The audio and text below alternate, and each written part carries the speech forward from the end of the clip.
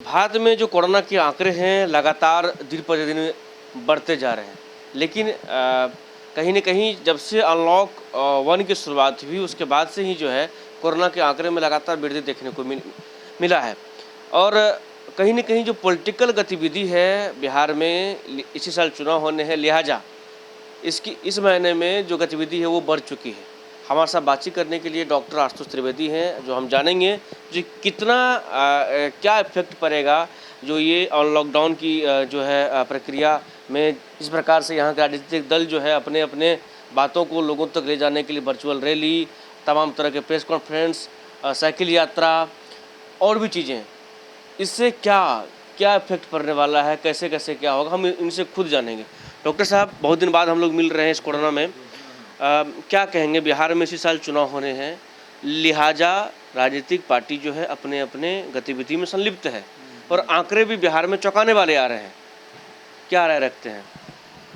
देखिए, आंकड़े तो चौंकाने वाले हैं ही, और ये आंकड़े अभी आपको और चौंकाएंगे, क्योंकि जिस तरह से कोरोना का प्रकोप बढ़ता जा रहा है और लोगों में इसके प्रति गंभीरता में कोई वृद्धि नज़र नहीं आ रही है। लोग अपने आँख के सामने केसेस को बढ़ता हुआ देख रहे हैं, लेकिन फिर भी एक अजीब सी होड़ है बाहर निकलने की, घूमने की, अपने काम पे जाने की। जान है तो जहान है। और आज के दिन में अगर आप चुनाव को भी देखें तो उसकी भी सरगर्मियां तेज़ हो गई हैं। तो कहीं न कहीं कोरोना को अपने आप लोगों ने या सिस्टम अपना भी लिया है, और इसको मान के चल रहे हैं कि ये बढ़ता जाएगा। और एक सबसे हंसी वाली बात जो है कि जब कोरोना से ग्रसित लोग 5,000 थे तो पूरे देश में लॉकडाउन हुआ, और आज जब ये जनसंख्या बढ़ते जा रही है, ये लॉकडाउन जो है इसको खोल दिया गया है। हमें लगता है कि ये सबसे अजीब सी बात होगी कि ये कोई एक अनजान आदमी या एक अनपढ़ आदमी भी इस बात को समझेगा कि जब केसेस कम थे तो लॉकडाउन था, और आज केसेस बढ़ रहे हैं तो लॉकडाउन क्यों खुला है। सरकार को अभी इमीडिएट इस पे एक्शन लेना चाहिए, क्योंकि जिस तरह की रिपोर्ट मैं आपको एक रिपोर्ट में दिखाता हूँ कि ये प्रेडिक्शन चल रहा है कि अगर यही रफ्तार रहा तो अगस्त के एंड तक होते होते 2 लाख पर डे कोरोना के केसेस आना शुरू हो जाएंगे।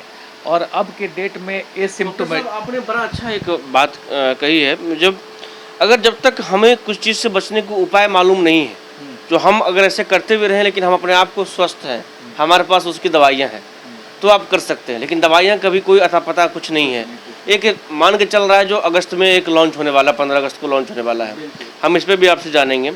लेकिन अब अभी इस प्रकार से जिस तरह से क्या आपको नहीं लगता है जो एक अनसिस्टमेटिक ढंग से चीज़ों को खोला गया है, जिससे कि लोगों को काफ़ी परेशानी हो रही है?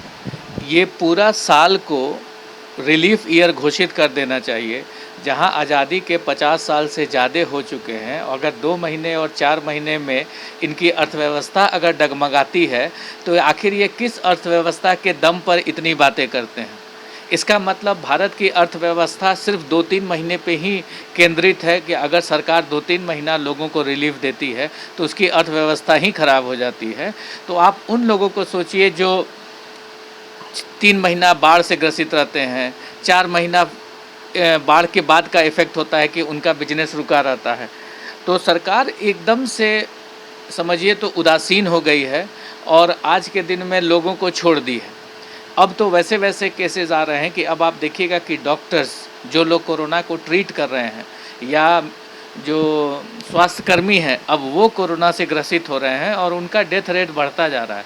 भारत में कोरोना से मरने वालों की संख्या बढ़ती जा रही है, और सरकार को आज के दिन में इमीडिएट लॉकडाउन लगाना चाहिए, और वो भी लगभग 2 महीने तक बंद, और इस चुनाव को स्थगित कर देना चाहिए। राष्ट्रपति जी, हमारे जो महामहिम राष्ट्रपति जी हैं, उनका तुरंत इसमें ये होना चाहिए कि पहले जान है तो चुनाव 1 साल के बाद भी हो सकते हैं। लेकिन इस चुनाव के चलते जो रैलियां हो रही हैं, लोग बाहर घूमने लगे हैं, तो कहीं ना कहीं ये स्थिति आपके हाथ से निकलती जा रही है।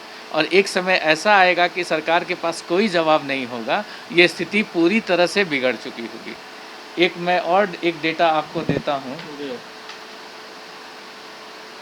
कि जो हम लोग कोरोना की जांच करते हैं उसमें ये डिपेंड करता है कि वो जांच कितने अच्छे से ली गई है, और वायरस की संख्या अगर 70 अरब से ज़्यादा होगी तभी आप पॉजिटिव होंगे।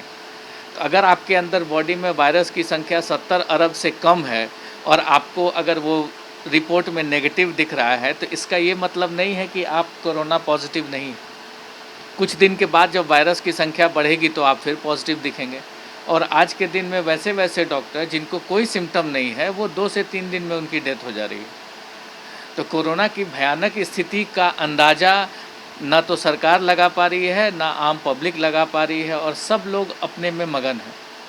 सरकार ने भी इस स्थिति को अपने हाथों से छोड़ दिया है। डॉक्टर साहब अवधेश नारायण सिंह भी पॉजिटिव पाए गए, जो विधान परिषद सभापति हैं। सीएम ने भी कल चेक करवाया, उनकी रिपोर्ट नेगेटिव आएगी, क्या कहेंगे इस पर?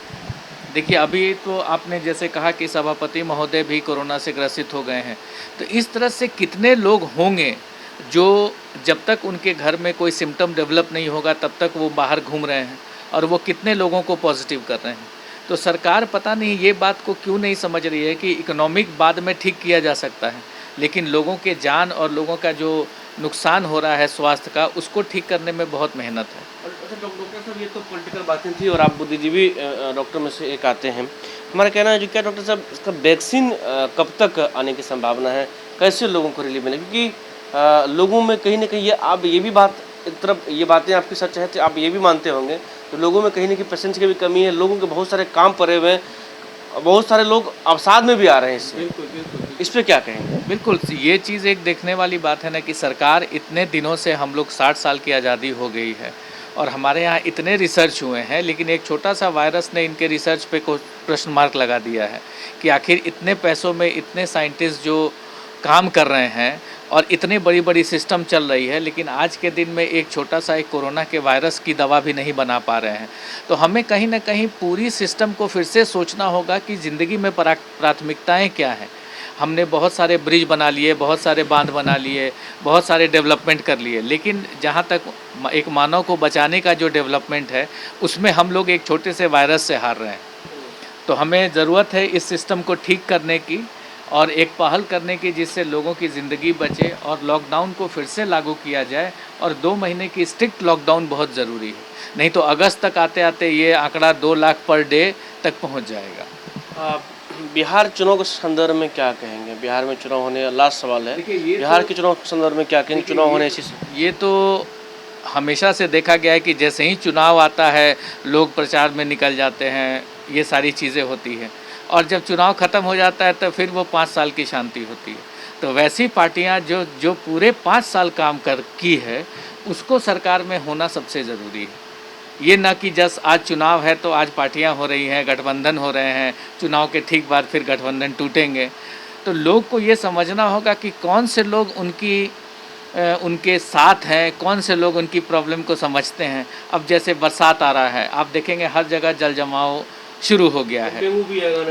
तो इस तरह से अर्थव्यवस्था हो, चाहे स्थिति हो सरकार की हो, इस तरह से लोगों को हर वक्त एक प्रॉब्लम में डालना और उसको दूर नहीं करने का जो सिलसिला इतने दिनों से चला आ रहा है, और चुनाव के पहले जो ये सरगर्मियां तेज़ हो जाती हैं, तो यहाँ पर मैं ये कहना चाहूँगा कि लोग समझदार हैं और लोग वैसे लोगों को चुने जो जेन्युइनली उनके प्रॉब्लम में साथ हैं, ना कि आज चुनाव है या इस तरह की जो त्रासदी होती है उसको अवसर के रूप में अपनी छवि निकालने के लिए भी बहुत सारे लोग इस्तेमाल करते हैं कि कुछ त्रासदी हुई तो उसमें कुछ देर तक काम कर लिया, कुछ लोगों से बात कर लिया, उनको थोड़ा सा सपोर्ट कर दिया कि उनकी अपनी छवि निकले।